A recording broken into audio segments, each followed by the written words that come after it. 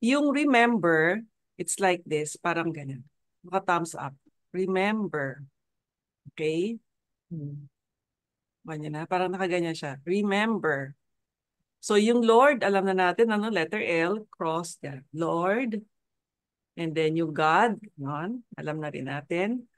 Who gives, no? Tapos yung Mm. ability, parang naka-thumbs up din, pero ganyan. Ability. Okay? Produce is like make, no? Produce. Tapos wealth. Ganun lang, wealth. Okay? Sige. Subukan natin ha. Deuteronomy 8:18. Let's do it all together.